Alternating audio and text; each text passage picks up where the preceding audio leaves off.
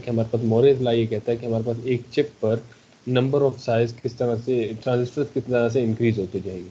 तो हमने अपनी प्रीवियस लैब में वो Xilinx Vertex 7 के FPGA मॉडल डिफरेंट हो सकता है, तो हमने उस FPGA को यूज़ किया है कि हम उसे इम्प्लीमेंट करते हैं। अब इस FPGA के ऊपर मींस अगर आपने देखा हो कि आपने last time and gate implement किया है या आपने नॉट गेट इम्प्लीमेंट किया है, तो नॉट गेट बेसिकली किस चीज़ से मिलकर बनता है, वो एक ट्रांजिस्टर से मिलकर बनता है। मेरे खास स्क्रीन शेयर नहीं है आप लोगों के साथ में, स्क्रीन शेयर। Yes sir. तो आपके पास वो जो नॉट गेट है वो डिफरेंट ट्रांजिस्टर से मिलकर बनता है, ठीक है। तो वो जो डिफरेंट ट्रांजिस्टर्स हैं उनकी कम्बिनेशन, एक बेसिक सी कम्बिनेशन ये है कि आपने एक CMOS से एक डिज़ाइन बनाया और CMOS में एक ट्रांजिस्टर आपके पास NMOS है और एक PMOS है और उसकी कम्बिनेशन, ये एक नॉट गेट की इम्प्लीमेंटेशन थी। इसके अलावा अगर आप और गेट्स देखना चाहते हैं, ये डिफरेंट गेट्स हैं, ये एंड गेट की इम्प्लीमेंटेशन है। आप देख रहे हैं एंड गेट में कितने ट्रांजिस्टर यूज हो रहे हैं, 4। ये आपके पास नॉर गेट और नैंड गेट की इम्प्लीमेंटेशन है, nor gate and nand gate की इम्प्लीमेंटेशन। इसी तरह से डिफरेंट गेट्स की डिफरेंट इम्प्लीमेंटेशन। तो आपको नजर आ रहा है कि आपके पास 2 से 4 ट्रांजिस्टर एक लॉजिक गेट के अंदर है। तो आज जो हम लैब में देख रहे हैं वो ये है कि हमारे पास इस जो FPGA के बोर्ड की हम बात कर रहे हैं, Vertex 7 जो FPGA की हम बात कर रहे हैं, उसमें कितनी प्लेस हम जब एक एंड गेट यूज़ करते हैं तो हम कितनी प्लेस को यूज़ कर रहे होते हैं, क्या चीज़ कर रहे होते हैं, ठीक है। तो हम थोड़ा सा उसको देखते हैं। तो हमारे पास आपने ISE डिज़ाइन प्रोजेक्टर को ओपन कर लेना है। उसके बाद आपको प्रोग्रामिंग याद होगी, आपने प्रोग्रामिंग की है। मैं ओपन कर देता हूँ कि हमने जो प्रोग्रामिंग की थी, यही प्रोग्रामिंग थी कि हमने उसमें डिफाइन कर दिया था कि हमारे पास आउटपुट क्या होगी, X आउटपुट है, Y आउटपुट है, Z आउटपुट है, ठीक है। आल्दो हम सिर्फ और सिर्फ X को यूज़ कर रहे हैं तो हम इस Y और Z को यहाँ से खत्म कर सकते हैं।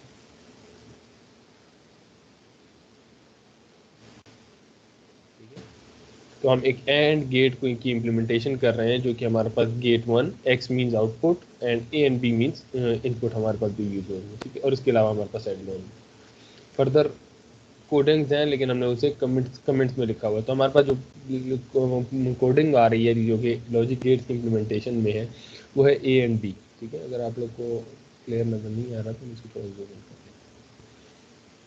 तो A एंड B इनपुट और आउटपुट हमारे पास X है। अच्छा, कुछ स्टेप्स थे, अगर आपको याद हो कि हम जब देख रहे थे कि किस तरह से हम एक प्रोजेक्ट को डिज़ाइन करते हैं, याद है FPGA के लिए एक फ्लो मैंने आप लोगों को लेक्चर के दौरान बताया था। Yes sir. उस फ्लो में क्या चीज़ है कि या तो आप स्कीमेटिक के ज़रिए से चीज़ें बना रहे हैं, ठीक है। स्कीमेटिक के ज़रिए से क्या है कि आप एक न्यू सोर्स को ऐड कर रहे हैं और न्यू सोर्स में आप स्कीमेटिक ऐड करके उसका नाम यहाँ पे लिख दें कि आप स्कीमेटिक के ज़रिए से करना चाह रहे हैं।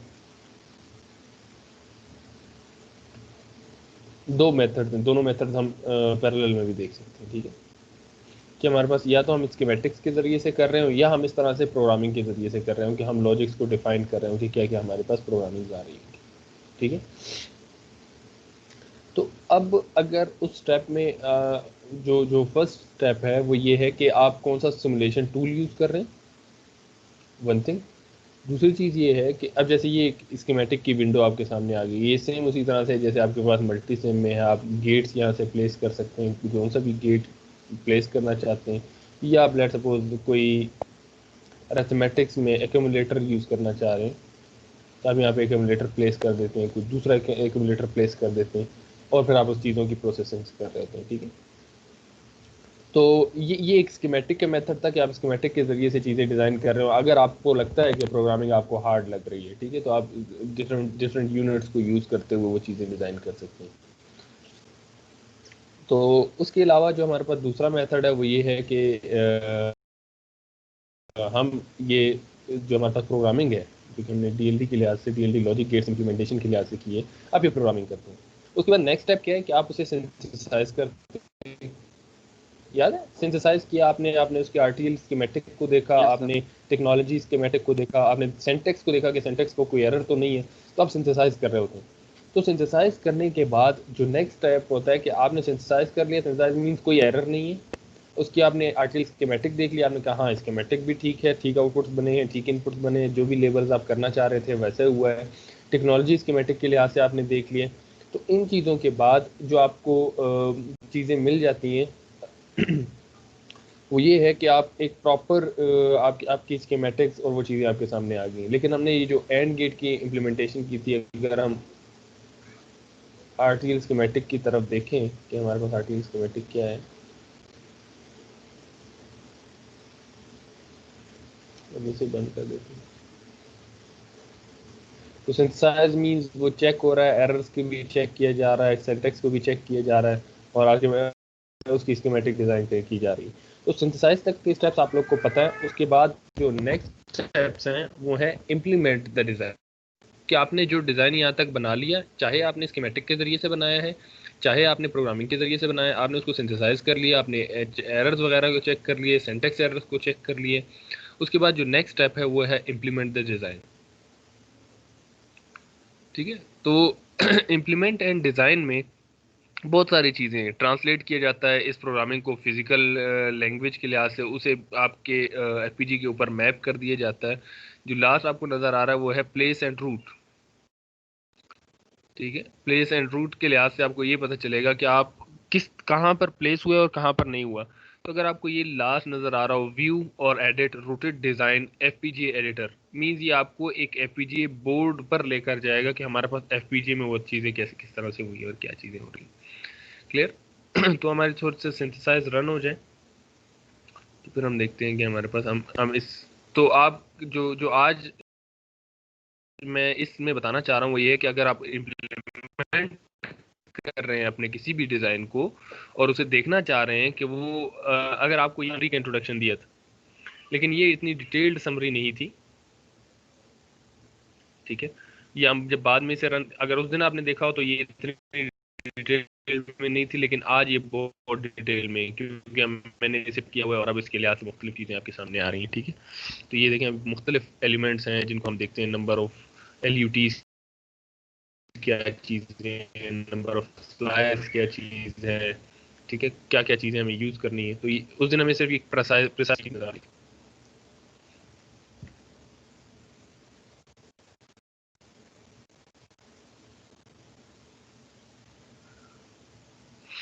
ठीक है जी, तो ये एक हमारा स्कीमेटिक है और ये एक हमारा एंड गेट इंप्लीमेंट हुआ। इसके बाद अब हम नेक्स्ट स्टेप्स पर आ जाते हैं।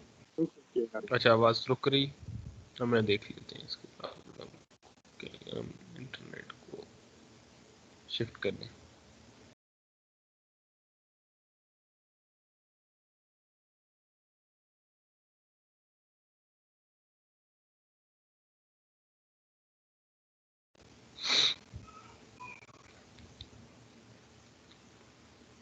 ओके जी, अब आवाज़ होपफुली क्लियर आ रही होगी।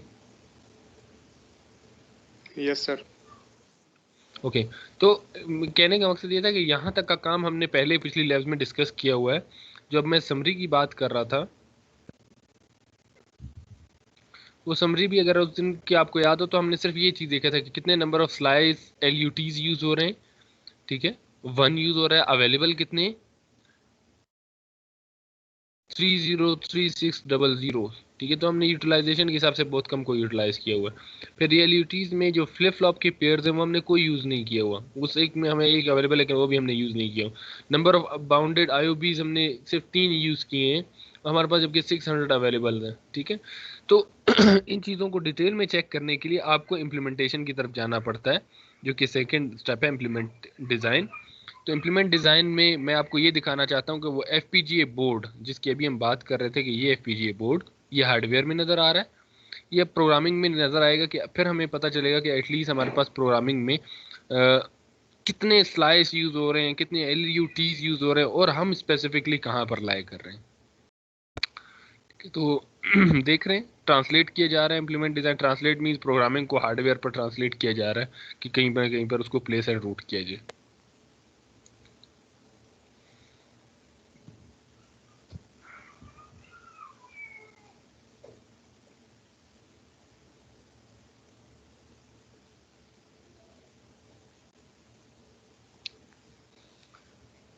तो असल में जब भी आप कोई डिज़ाइन बनाते हैं तो सबसे ज़्यादा इम्पोर्टेंट ये समरी होती है।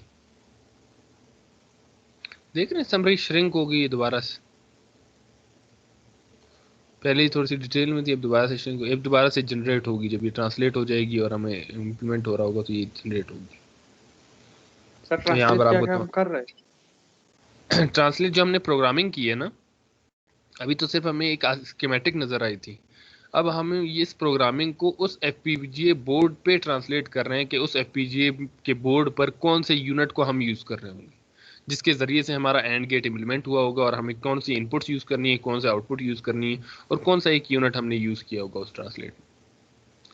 ठीक है, मीन्स प्रोग्रामिंग एक सॉफ्टवेयर चीज है और एफपीजीए एक हार्डवेयर चीज है। तो प्रोग्रामिंग सॉफ्टवेयर चीज को हम हार्डवेयर पर किस तरह से इम्प्लीमेंट कर रहे हैं।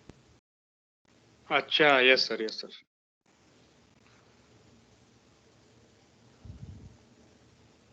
ठीक है, तो ट्रांसलेट हो चुका है, अब उसको मैप किया जा रहा है, उसके बाद उसको प्लेस एंड रूट किया जाएगा। और भी बहुत सारी चीज़ें, मैं थोड़ी सी चीज़ें इसलिए क्लियर करना चाह रहा हूँ कि इनकेस अगर आप एफपीजीएस वगैरह की तरफ जाते हैं या एम्बेडेड सिस्टम की तरफ जाते हैं तो आपको नो हाउ पहले से चीज़ों की मौजूद पता हो, और उन चीज़ों का डिटेल्स आपको पता हो। सर वैसे ये समरी जो है सर, ये समझ नहीं आ रही सर। तब इसमें हम लोग क्या ये कर अभी रहे हैं, आएगी। हमारे क्या चीज? ये देखें, समरी में ऊपर तो आपके पास एक एक प्रिसाइज सी डिस्कशन है कि फाइल का नाम क्या है, मॉड्यूल का नेम क्या है। मॉड्यूल तो पता है मॉड्यूल क्या होता है, प्रोग्रामिंग में आप मॉड्यूल डिफाइन करते हैं, जिसमें आपने डिफाइन किया logic lab 8 gate sir. DLD logic 8 जिसके अंदर आपने एंड गेट इंप्लीमेंट की, जहां आपने इनपुट बताया और आउटपुट बताया। ये देखें मॉड्यूल, यहाँ से लेकर एंड यस सर। मॉड्यूल, यहाँ पर एंड हो रहा है, तो ये एक पूरा मॉड्यूल है। ठीक मतलब है बॉडी सर। जी। उसके अलावा डिफरेंट हो सकता है। अब ये एक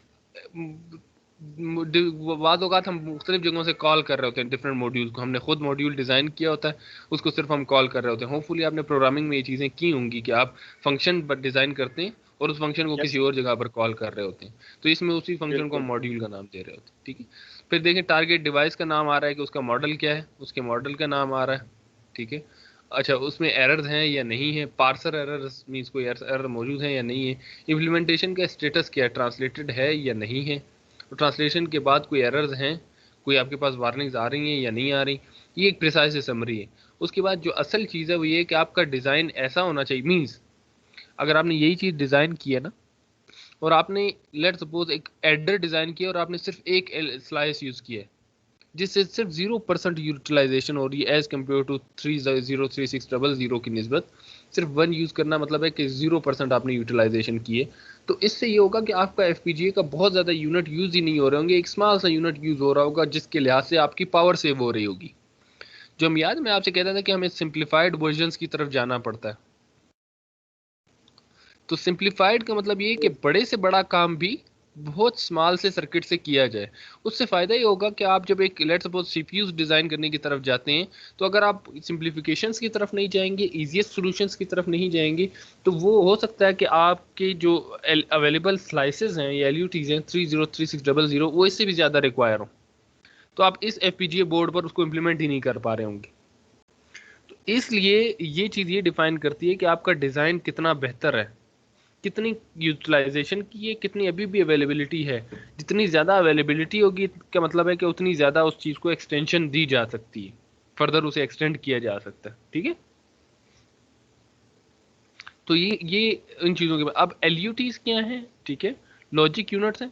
ठीक है, अब उनको देखेंगे कि एलयूटीज या स्लाइस क्या होते हैं। फ्लिप फ्लॉप आप लोग को पढ़ाया जाएगा। फ्लिप फ्लॉप एक एक यूनिट है जो कि जैसे मैंने कहा था कि मेमोरी में एक जगह पर एक बिट स्टोर करने के लिए यूज़ होता है, इसी तरह से फ्लिप फ्लॉप यूज़ होते हैं 1 बिट स्टोरेज के लिए, लेकिन ये कंट्रोल हो रहे होते हैं एक क्लॉक से, एक साइक्रोनस डिवाइस मीन्स क्लॉक के जरिए से कंट्रोल हो रहे होते हैं। जैसे हमने जब क्लॉक को डिस्कस किया था तो मैंने एक चीज़ कही थी राइजिंग एज, एक बात की थी मैंने फॉलिंग एज।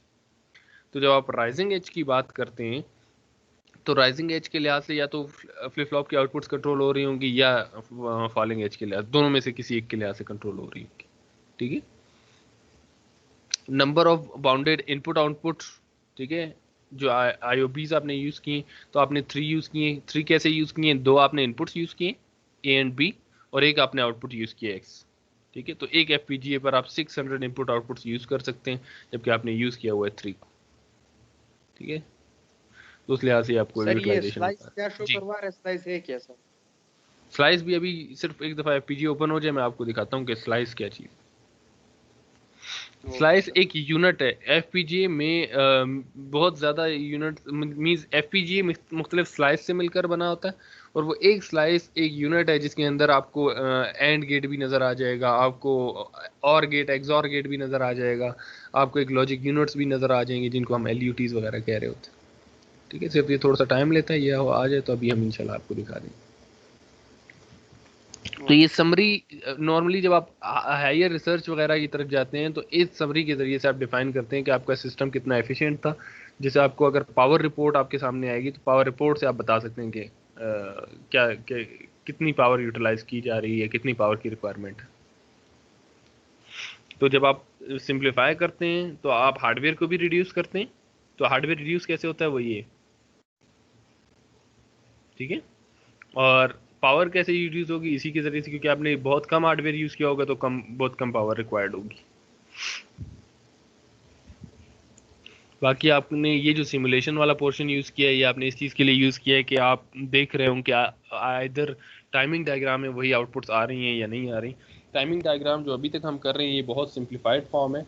आगे जाकर हम जब लेट सपोज 32 बिट्स को ऐड करते हैं तो एक नंबर 32 बाइनरीज को शो कर रहा होता है।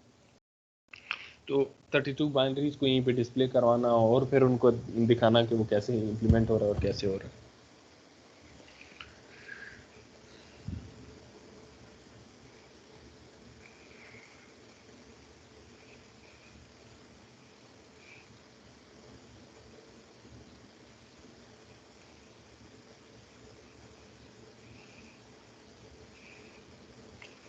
तो ये जो चीज़ हम कर रहे हैं वो इसलिए कर रहे हैं कि इसका मतलब सिर्फ ये नहीं है कि आपने सिर्फ ये एंड गेट किए कि इस तरह से कोई चीज़ बना दी। इसका मतलब ये है कि हमने दो इनपुट्स हैं जो कि यूज़ किए हैं एफपीजीए की, एक आउटपुट यूज़ किए, और ये दरमियान में सिर्फ एक यूनिट हमने एंड गेट का यूज़ किया हुआ।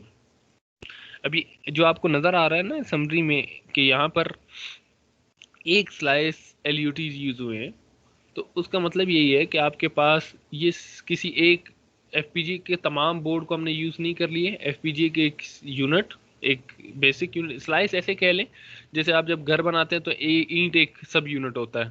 आप किसी भी मटेरियल को देखते हैं तो एटम एक सब यूनिट होता है। फिर एटम के अंदर हम फर्दर चीज़ों को देखते हैं। तो समझ लें कि एफपीजीए में जो आपके पास जो बेसिक सा यूनिट है वो आपके पास स्लाइस है जिनसे मिलकर आपके पास आपका एफपीजीए बन रहा होगा। ठीक है, तो हम ये देख, अब जो हम ये काम कर रहे हैं हम ये देख रहे हैं कि ये एंड गेट हमारा इम्प्लीमेंट कहाँ पर हुआ है। ठीक है, किस ब्लॉक पर हुआ है, कहाँ पर इम्प्लीमेंट हुआ है।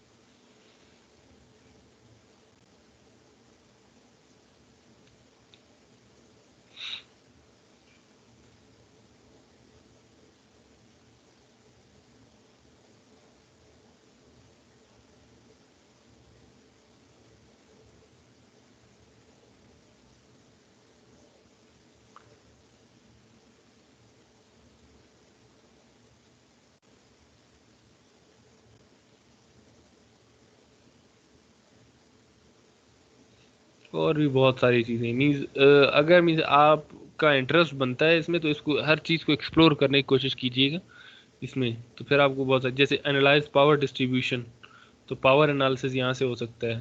टेक्स्ट पावर रिपोर्ट, कि आपको एक टेक्स्ट में पावर रिपोर्ट पता चलेगी, पावर कितनी यूज़ हो रही है कितनी नहीं हो रही है। ठीक है, और बहुत सारी चीज़ें। Configure targeted device, targeted P roams, ACs, तो एक हाई लेवल का सॉफ्टवेयर है। जितना आप एक्सप्लोर करेंगे उतना आप सीखेंगे इसको। मैं कोशिश करूंगा कि मैं एक्सप्लोर करवा सकूं जितना भी हम कर सर सकते हैं। क्या इसी से हम लोग जो प्रोग्राम हमारे पास जो कोड है सर, सर इसे हम लोग हार्डवेयर पे अप्लाई कर सकते हैं इस सॉफ्टवेयर जी के जी, जरिए? जी ये ऐसे ही आर्डिनो अगर आपने यूज़ किया हो, जैसे आप आर्डिनो प्रोग्राम यस करते हैं सर। फिर उसे बंद कर देते हैं उस, तो सेम इस चीज़ में भी उसी तरह से एफपीजीए बोर्ड के साथ किया जाता है। और एफपीजीए एक इटसेल्फ एक बोर्ड है जिसके ऊपर फिर आपको एक आप प्रोसेसर तक की इम्प्लीमेंटेशन को चेक कर सकते हैं। ठीक है, उसके ऊपर आप ये एंड गेट की इम्प्लीमेंटेशन को, और गेट की इम्प्लीमेंटेशन को, और तमाम चीज़ों को आप चेक कर सकते हैं।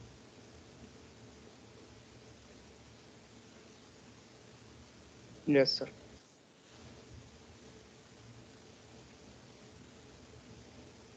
ये टाइम ज़्यादा ले रहा है।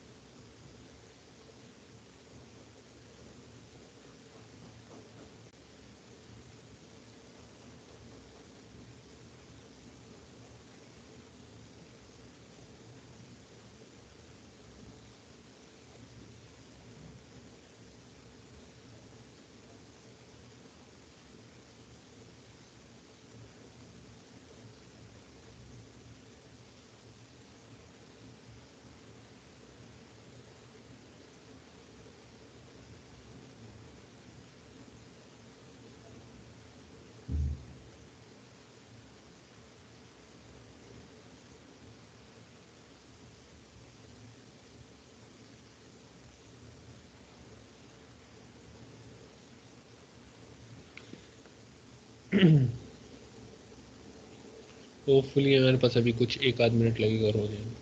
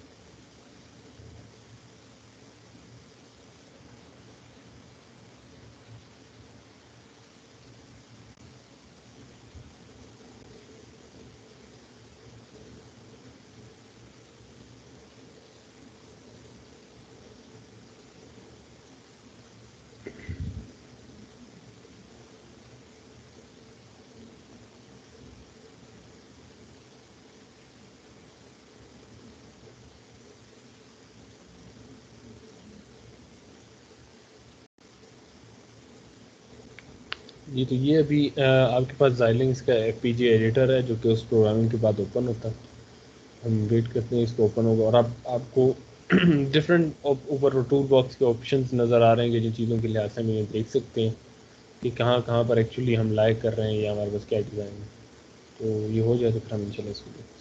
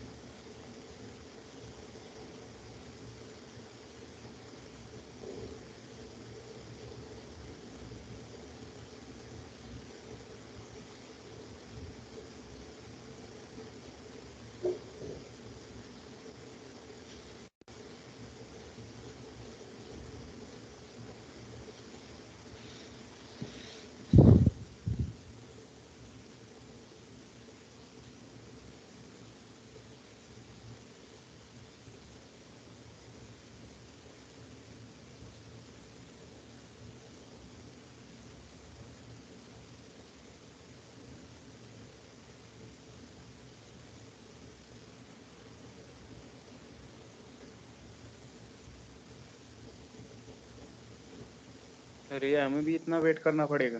नहीं नहीं, ये पता नहीं क्यों अभी इतना ज़्यादा टाइम ले रहा है। इतना टाइम लेता नहीं शायद, मेरे ख्याल से मेरे लैपटॉप में कोई इशू है।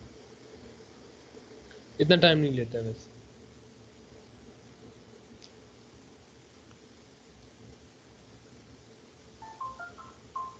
एक हमें वो दोबारा सिंथेसिस करना पड़ा है, कुछ उसमें भी टाइम लग गया, अदरवाइज हमें सिंथेसिस से डायरेक्टली हम क्रॉस हो जाते हैं चीज़ें जो हमने प्रीवियस कोडिंग की यूज़ की। ये सिर्फ अभी अगर देखें तो ये शायद नोट रिस्पॉन्डिंग में गया हुआ है सिस्टम में।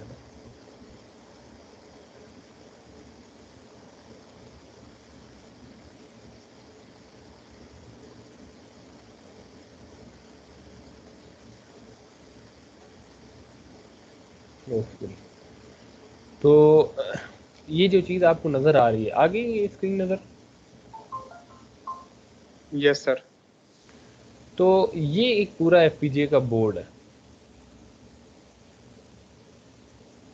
ठीक है जी। तो अगर आप इस स्क्रीन को देख रहे हो तो ये पूरा का पूरा आपके पास एक FPGA का बोर्ड है।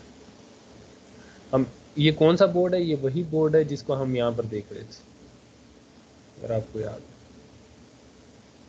हमने यहाँ पे Xilinx Vertex 7 के नाम से जो FPGA को देखा है, ये सिस्टम के मसले से।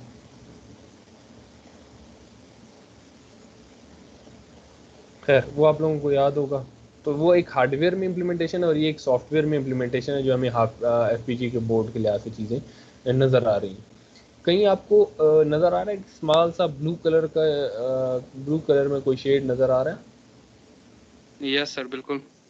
ये पॉइंट है वो, अगर आप एग्जैक्टली एरो पर देखें तो ये एक पूरा FPGA बोर्ड है, ठीक है। ये एक पूरा FPGA बोर्ड है जो मुख्तलिफ चीज़ों से मिलकर बन रहा है। हम उसके जूम इन भी करेंगे। ये एक स्मॉल सा यूनिट है जिसको आप देख रहे हैं, क्योंकि ये जो स्मॉल सा यूनिट है मीन्स ये एक जगह है जिसको आपने यूटिलाइज़ किया।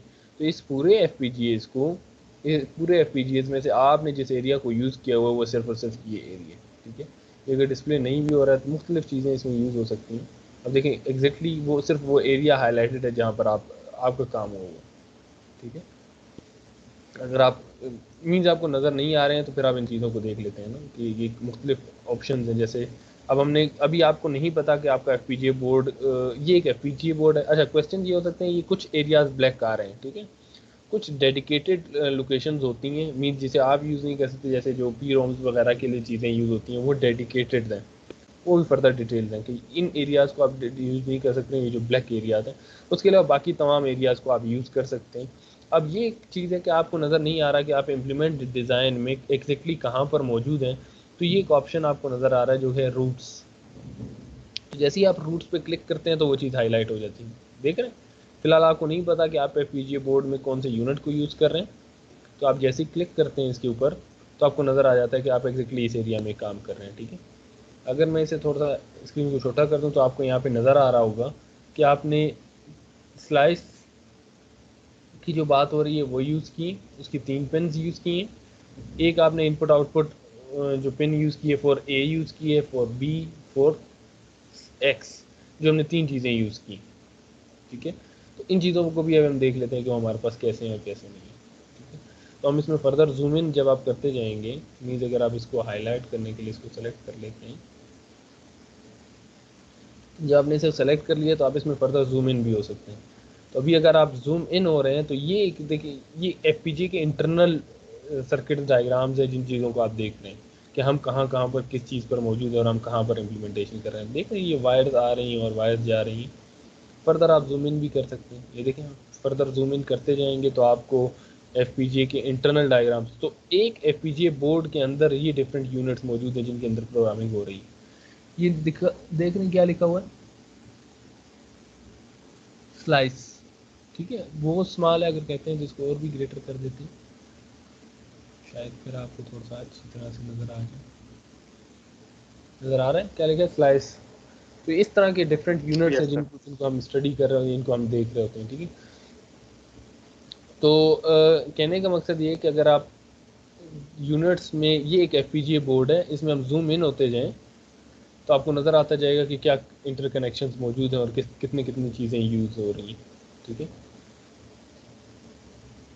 बहुत सारे यूनिट्स हैं, बहुत सारे यूनिट्स हैं जिनको हम देख रहे हैं और ये चीज़ें डिज़ाइन हुई हुई हैं, ठीक है, जिसकी वजह से आपकी बहुत सारी चीज़ें आसान हो जाती हैं, जिससे आपको पता चलता है कंप्यूटर आर्किटेक्चर इट्सेल्फ कितना कम्प्लेक्स डिज़ाइन है। ये देखें, आप उसके इंटरनल डिटेल्स में जा रहे हैं, तो ये एक स्मॉल से यूनिट्स हैं, ये देख रहे हैं, ये एक स्मॉल से यूनिट्स हैं जिनके अंदर फर्दर डिटेल्स में आप उन चीज़ों को देखते जाते हैं। तो इससे मिलकर वो जब आप उनके जूम इन करते जाते हैं तो आपको फिर नज़र आता जाता है कि हम फर्दर इन यूनिट्स में अंदर जा रहे हैं और इनके इंटरकनेक्शन भी हमें नज़र आ रहे हैं। और भी इंटरकनेक्शन है जो कि जहाँ पे आपको ब्लैक कुछ चीज़ें नज़र आ रही वो नहीं है, ठीक है।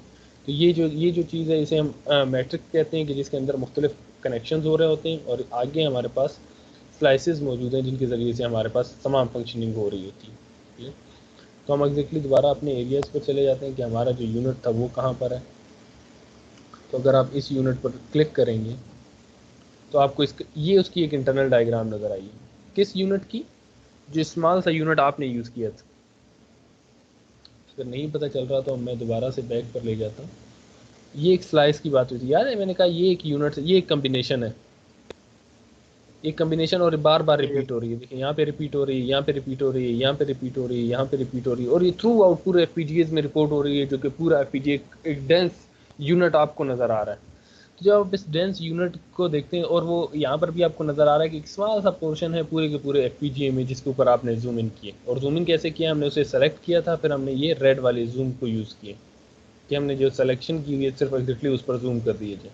तो जब आप पूरे FPGA को अगर कंपेयर करते हैं, अगर मैं दोबारा से बैक ले जाऊँ तो आप देखें ये एक FPGA बोर्ड है, ठीक है। इसमें अब एक स्मॉल यूनिट तक पहुंचने की ज़रूरत है, तो इस पर क्लिक करते हैं और फिर हम इस पर जूम इन करते हैं तो आपको नज़र आ रहा है कि अच्छा ये एक स्मॉल सा यूनिट है। तो आपको अंदाज़ा हो रहा होगा कि एक FPGA कितना डेंस है, कितनी उसके अंदर डेंसिटी है कि उसके अंदर डिफरेंट FPGAs यूज़ हो रहे हैं। अब उसमें जो हमने यूनिट यूज़ किया है, जो स्लाइस यूज़ किया हुआ है, अगर हम उस पर डबल क्लिक करते हैं तो हमें उसकी इंटरनल डायग्राम नज़र आ जाती है। तो अब इस इंटरनल डायग्राम को देख लें। अब इस इंटरनल डायग्राम में अगर आप देख रहे हो तो आप, ये कौन सा गेट यूज़ हो रहा है, एक्सोर। एक्सॉर गेट, एक सेकंड। क्योंकि और भी शायद आपको मुख्तलिफ गेट्स और मुख्तलिफ यूनिट्स, तो ये एक उसका यूनिट है जो हमने यूज़ किया हुआ है। और सर भी हम मैंने लोग बना रहे हैं सर, हम प्रोग्रामिंग हम लोगों ने एक सिंपल एंड गेट की प्रोग्रामिंग की, तो जी इतना जी, बड़ा जो हमारे पास स्कीमेटिक आ रहा है सर, ये तमाम की तमाम चीज़ वही चीज़ें समझाना चाह रहा हूँ। जो आपके पास स्कीमेटिक आ रहा है ये पहले से चीज़ें डिज़ाइन हुई हुई, ये एक पूरे के पूरे एफ में डिज़ाइन हुआ हुआ है। ये जो कनेक्शंस आपको नज़र आ रहे हैं ना, ये जो कनेक्शंस हैं या ये कनेक्शंस हैं या ये जो नोड्स हैं, ये एग्जैक्टली ऐसे नोड नहीं है, ये एग्जैक्टली एक कंट्रोल स्विचेस होते हैं। जो मैंने पहले भी पिछली भी उसमें डिस्कशन में आपको बताया, ये कंट्रोल स्विचेस हैं, जिसके ज़रिए से आपने क्या किया है कि उस स्विच के ज़रिए से आपने इस वायर को पाथ ये नहीं दिया है, आपने कौन सा पाथ दे दिया, ये, फिर आपने इधर इस वाले स्विच के ज़रिए से इसको ये पाथ दे दिए, और फाइनली वो आपके पास आउटपुट के तौर पे यूज़ हो रही है, जिसे आप एक्स बफर का नाम दे रहे हो। इसी तरह से इनपुट्स आपने यूज़ किए तो आपने एग्जैक्टली इस यूनिट को यूज़ किया, ठीक है। तो यूनिट्स पहले से अवेलेबल हैं, इनके दरमियान में वायरिंग्स अवेलेबल हैं, लेकिन इन तमाम वायरिंग्स के जो नोड्स हैं, नोड्स जानते हैं, ये नोड जहाँ पर दो वायर्स कनेक्ट हो रही हैं, यस सर, कनेक्शन। इनके दरमियान में स्विचेस हैं जो कि प्रोग्रामिंग के ज़रिए से कंट्रोल होती हैं, इसलिए इसे हार्डवेयर प्रोग्रामिंग कहा जाता है, ठीक है। VHDL हार्डवेयर डिस्क्रिप्टर लैंग्वेज, ठीक है। तो HDL या VHDL की हमने बात की, वेरी लॉग HDL की बात की थी, तो इसी चीज़ के लिए की थी। तो ये यूनिट्स याद मौजूद है और आपने अभी भी पाथ प्रोवाइड कर दिया। तो आप देखें वो एक पूरा जो हमारे पास एक ग्राफ नज़र आ रहा था, जो कि इस तरह की स्क्रीन है जैसे आपके पास टीवी में केबल ख़राब हो जाती है तो उस तरह की स्क्रीन नज़र आती। तो उसके जब आप एक यूनिट पर पहुंचे तो वो एक यूनिट कुछ इतना सा यूनिट था जिसके अंदर आपका यूनिट आपने प्रोग्रामिंग की हुई थी, जिसमें आपने यूनिट को यूज़ किया। तो वो कौन सा गेट है, वो एंड गेट है, जो हमारे पास यहाँ पे मौजूद है, ये A, B एंड X। अब जब आप एफ में उसके अंदर चले जाते हैं तो आपने एक स्लाइस को यूज़ किया, तो एक स्लाइस ये यूनिट है, ये यूनिट है हमारे पास स्लाइस, जिसके अंदर हमारे पास डिफरेंट यूनिट्स यूज़ हो रहे हैं। फिर उनके इंटरनल भी आपको डिफरेंट चीज़ें पता है, जैसे आप मक्स को पढ़ेंगे, ये मल्टीप्लेक्सर्स हैं हमारे पास यूज़ हुए हैं, ये मल्टीप्लेक्सर्स हैं हमारे पास जो यूज़ हुए हैं, जिनको हम फर्दर स्टडी करेंगे कि ये कैसे डिज़ाइन होते हैं, ठीक है। ये तो आपने जो ये यूनिट यूज़ किया है LUT, इसमें आपने ये इनपुट यूज़ किए हैं, ये दो इनपुट्स यूज़ किए हैं, ये नज़र लिखा हुआ भी आ रहा है A buffer, B buffer, X buffer. तो आपने सिर्फ इस यूनिट में जो एंड गेट मौजूद है उसे आपने यूज़ किया है और आपने आउटपुट फाइनली आपने आउटपुट कलेक्ट कर ली, ठीक है। तो ये और भी यस। फर्दर आप बहुत सारी चीज़ें इसमें देख सकते हैं जो कि देखने के लिहाज से हैं मीन्स वहाँ पर। तो ये एक यूनिट है, कहने का मतलब सिर्फ ये है कि इतनी एफ में डेंस प्रोग्रामिंग तक पहुँच चुके हैं लोग, मीन्स जो चीज़ें आप लोगों को टारगेट करनी चाहिए कि हम इन चीज़ों तक किस तरह से पहुँच सकते हैं। जैसे अभी रिसेंटली मेरी डिस्कशन चल रही थी एक प्रोफेसर के साथ, तो 152 माइक्रो प्रोसेसर इम्प्लीमेंट होने वाले हैं, ठीक है। 152 माइक्रो प्रोसेसर्स एक चिप के अंदर, मल्टी कोर प्रोसेसर। तो सिर्फ इस स्लाइड का ये था कि आपको एफ के इंटरनल बताया जाए। तो अगर आप दोबारा बैक चले जाते हैं तो आप देखें आप यहाँ पर मौजूद थे, और आप अगर इसको मज़ीद जूम आउट करते हैं तो आपको पता चलता जाता है आप कहाँ पर मौजूद है, और फाइनली आप इस पोजीशन पर पहुँच जाए। तो ये एक एफ है, उसमें एक स्मॉल सा यूनिट जो आपने यूज़ किया है, आप उसमें जूम इन करते जाते हैं। सर जब ये इतने छोटे छोटे है सर, तो फिर हम लोग जो पढ़ रहे गेट्स वगैरह, क्या आइडियल है सर? नहीं नहीं, कुछ आइडियल नहीं है, ये इम्प्लीमेंटेड है। आप देखिए आइडियल, ये गेट आपके पास ट्रांजिस्टर तो इटसेल्फ बहुत जो हम देख रहे होते हैं ये एक नॉर्मल सर्किट्स में यूज़ हो रहे हैं, जो कि आपके एफ वगैरह में जो चीज़ें यूज़ हो रही हैं, जो ट्रांजिस्टर यूज़ हो रहे हैं, ये वेफर के तहत बनते हैं, ठीक है। वेफर में मिलियंस ऑफ, एक वेफर के ऊपर एक ट्रांजिस्टर को लगाया जाता है। तो आप ये जूम इन करते जाएंगे तो आपको ये ब्लैक एरिया में भी कनेक्शन नज़र आते जाएंगे।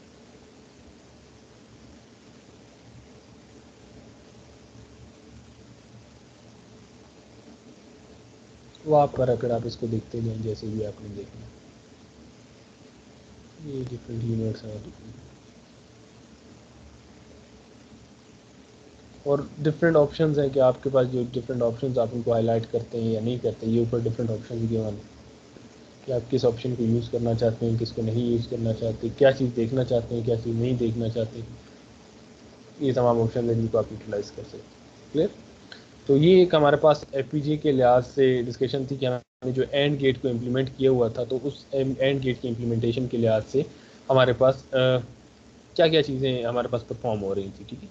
तो एक एंड गेट इम्प्लीमेंट करना आसान है, लेकिन FPGA में वो कहीं जाकर एक LUT को यूज़ कर रहा है, तो इसलिए फिर हमें एफिशिएंट डिज़ाइन की तरफ जाना पड़ता है और एफिशिएंट सॉल्यूशंस की तरफ जाना पड़ता है।